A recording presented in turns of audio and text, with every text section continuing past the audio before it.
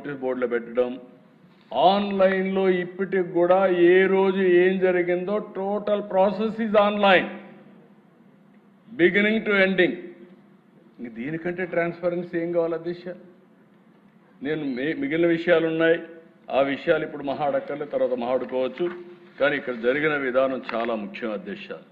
ఇంకొక పక్కన అధ్యక్ష audio recording, DSS sports quota జరిగింది.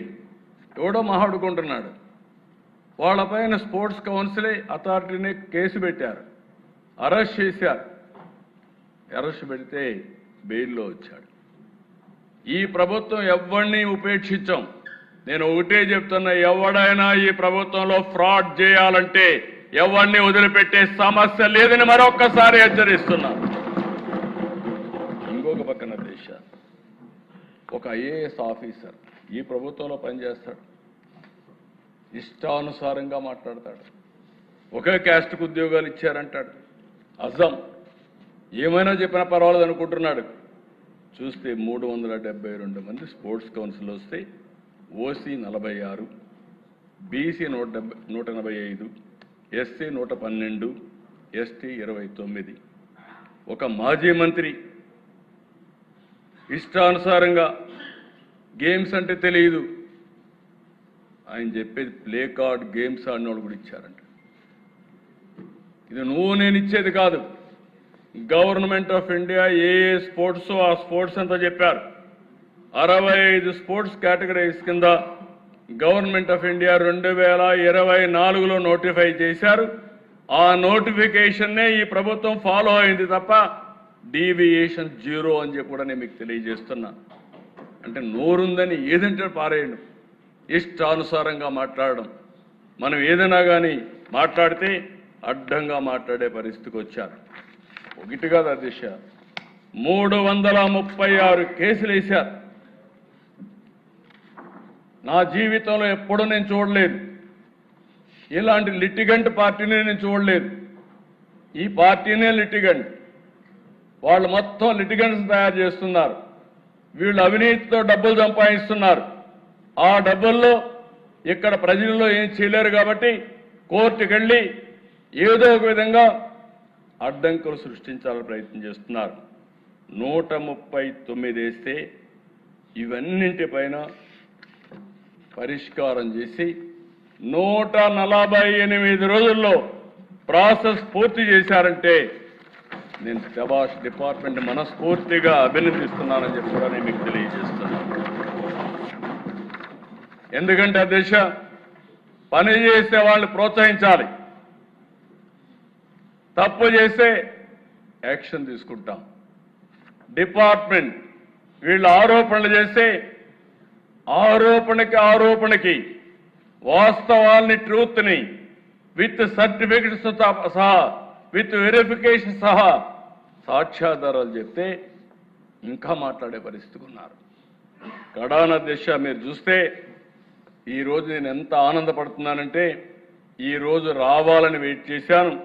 మొట్టమొదటిసారిగా ఉద్యోగాలు వచ్చిన టీచర్లు మా ఆత్మ గౌరవాన్ని దెబ్బతీస్తున్నారు. కబద్దార్, మేము కూడా రోడ్డు మీదకి వచ్చి మమ్మల్ని మేము కాపాడుకుంటామని పెద్ద ఎత్తున ముందుకొచ్చారు.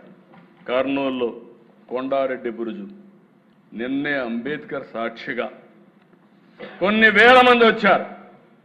రోడ్డు మీదకి వచ్చి మేము చదువుకున్నాం, మా మెరిట్ని అవమానం చేయొద్దండి, మా ఆత్మాభిమానాన్ని దెబ్బతీయద్దండి, మేం పిల్లలకు చదువు చెప్పాలని చిత్తశుద్ధితో వచ్చాం, మా జీవితాలకు కూడా ఉద్యోగం అవసరం. అదే సమయంలో మేము పిల్లలకు చదువు చెప్పగలుగుతాం, మమ్మల్ని అవమానిస్తే, మా ప్రతిభని కించపరిస్తే రోడ్డు మీదకి వచ్చి జవాబు చెప్పే శక్తి కూడా మాకుందని మొట్టమొదటిసారిగా ఈరోజు టీచర్లు రోడ్డు మీదకి వచ్చారు. నేను అభినందిస్తున్నాను. ఇలాంటి రోజు రావాలి. ఎప్పుడైతే ఇలాంటి తప్పుడు ఆరోపణలు చేసే వాళ్ళని, ఇలాంటి ప్రతిభ ఉండేవాళ్ళందరూ చెప్పగలిగితే అది కరెక్ట్ అయినటువంటి ఫిట్టింగ్ రిప్లై అధ్యక్ష. వీళ్లే కాదు అధ్యక్ష, ఉద్యోగాలు రాని వాళ్ళు కూడా ఒక్కరు వెళ్తా రాలేదు. ఒరిస్సాలో ఎవరో లేబర్ని తీసుకొస్తే వాళ్ళని తీసుకొచ్చి డైలీ కూలి పెట్టి వాళ్ళతో డెమాన్స్ట్రేషన్ చేసే పరిస్థితి. ఏంటి మీ కర్మ? ఏంటి మీ పార్టీ? నాకు చాలా ఉన్నాయి ఇలాంటి చెప్పాలంటే. ఎవరు వీళ్ళు? 80 ఏళ్ళు 90 ఏళ్ళు కూర్చుంటున్నారు. కొత్త జంజీ జే జగన్ జంజీ గంజాయి బ్యాచి. నాకు ఆశ్చర్యం వేస్తూ ఉంది దిశ. ఒకసారి కోపం వస్తుంది, ఆవేశం వస్తుంది, సభ్యత అడ్డం వస్తూ ఉంది. నేను ఒకటే చెప్తున్నా, ఎన్డీఏ విశ్వసనీయతను దెబ్బతీయాలంటే కబద్దార్ మీ తరం కాదు, మీ వల్ల కాదని మరొకసారి హెచ్చరిస్తున్నాను. Every candidate selection is explainable, traceable and also audible and accountable. మేము దాచిపెట్టేది ఏమీ లేదు. Answer key public, merit list public, selection list public. మేము పబ్లిక్ రెస్పాన్సిబుల్. కుట్రలు చేసేవారికి కాదు, కుట్రలు చేసేవారు కబద్దార్, జాగ్రత్తగా ఉండండి. ఈరోజు రోడ్డు మీదకి వచ్చారు.